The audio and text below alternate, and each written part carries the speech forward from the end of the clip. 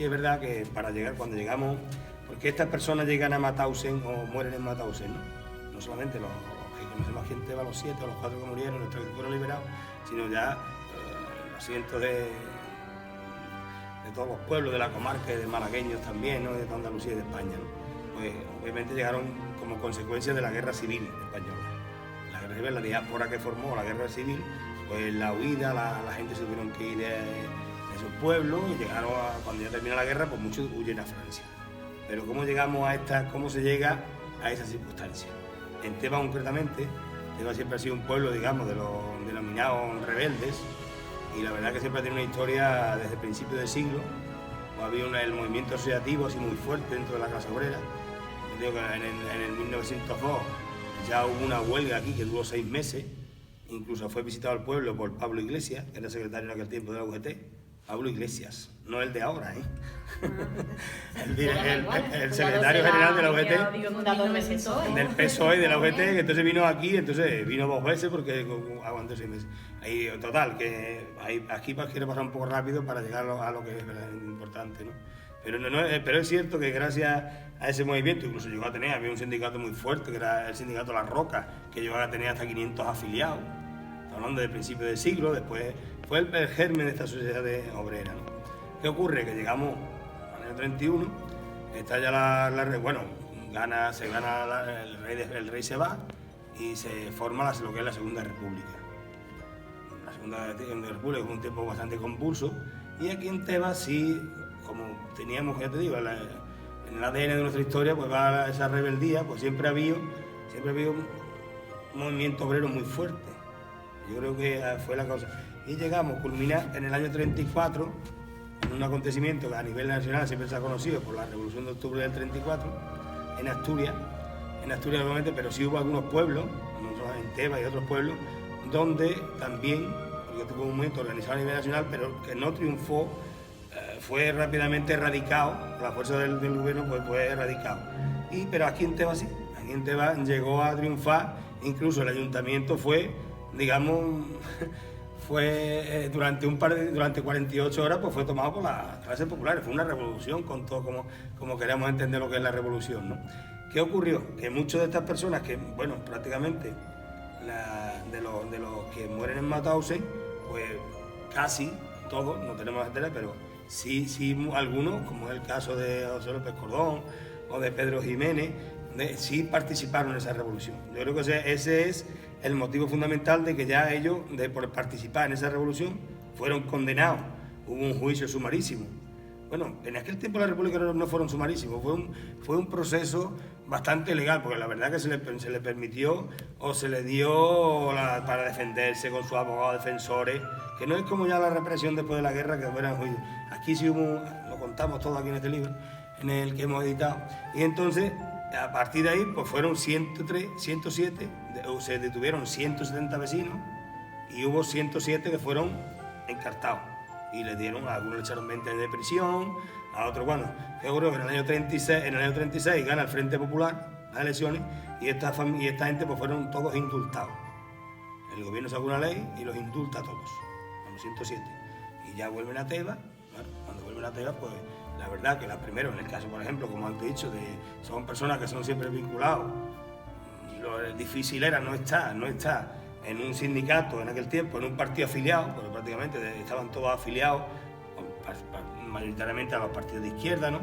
Al PSOE o a UGT, a los sindicatos UGT, a la CNT había también algunos, pero aquí sobre todo el tema era del PSOE mayoritariamente.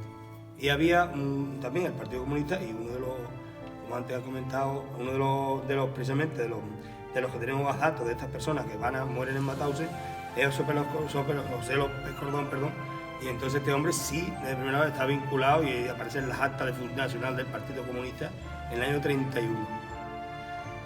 De este hombre, pues luego, ¿qué ocurrió? En el año 36 se produce la guerra, Teba cae en manos rebeldes nacionales, como queráis llamarlo, cae el día del 15 de octubre y se produce una huida hacia Málaga. Como prácticamente Sierra Yegua, con todos los pueblos, se van concentrados todos los pueblos hacia Peñarrubia, hacia aquí al frente de Ardales, que es donde se mantiene un poco hasta el día 7 de que cae Málaga, hasta el 7 de febrero del 37, se cae un poco y todos los pueblos pues vienen en lo que según más conocido aquí en Teba, le decíamos las huías, las personas mayores lo recomiendan las huías, y en los pueblos las huías, y en Málaga pues se conoce como la desbandada, que fue un poquito posterior. Pues estos señores, bueno, vuelven a Teba, la gran mayoría, porque los que prometiendo el gobierno que había, prometiendo que no habían hecho delitos de sangre, entonces ellos vuelven a Teba, entre ellos vuelven José López Cortón, Rafael Menos. ¿Qué ocurrió?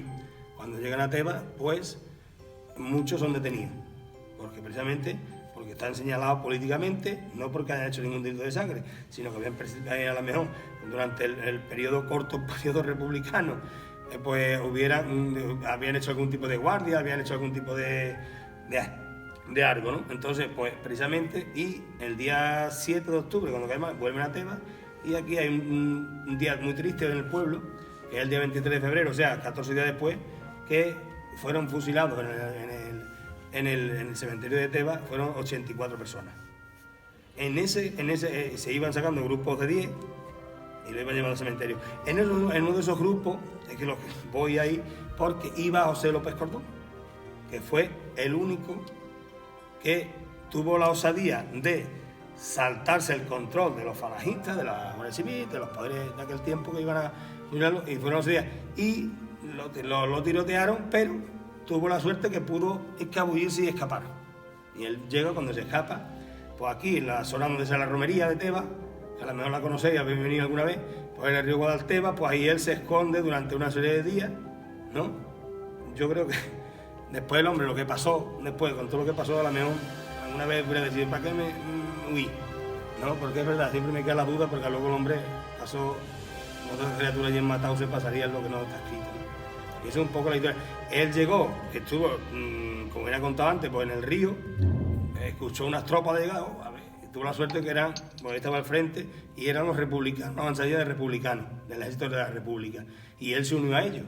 Entonces estuvo actuando por aquí, estuvo actuando aquí en la sierra, que no estaba al frente, entre Aldales, Casaragonela, estuvo de aquí del Burgo, estaba al frente, digamos, hasta el día 7 hasta el 7 cuando cae Málaga, y ahí pues ya se le pierde el rastro un poco. Él se integró en el ejército de la República y estuvo batallando aquí en España hasta que saltó a Francia. Allí en Francia, como era comentado Mari, eso, pues estuvo ahí trabajando, estuvo primero en el campo de concentración de Andalés, pero ya después llegó una vida y desgraciadamente como estaban allí, eran personas que estaban, digamos, señalados por sus actividades políticas, mayoritariamente eran republicanos, pues el Estado francés, por una palabra, se lava las manos y lo que hace dice, esta gente que se lo lleven los alemanes y que hagan con ellos lo que les la gana, ¿no?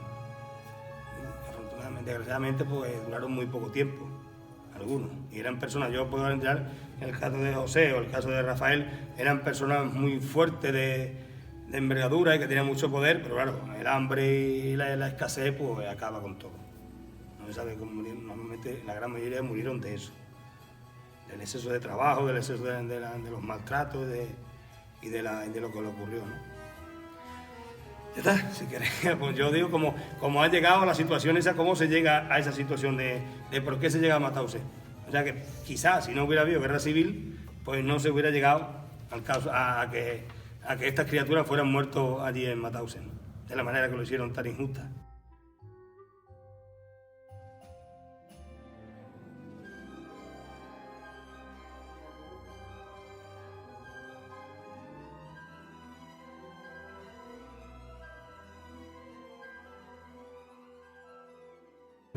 Y precisamente ahí hablamos un poco hemos hecho varios trabajos, llevamos muchos años investigando los archivos y esas cosas. Les digo, aquí hay una relación de 170.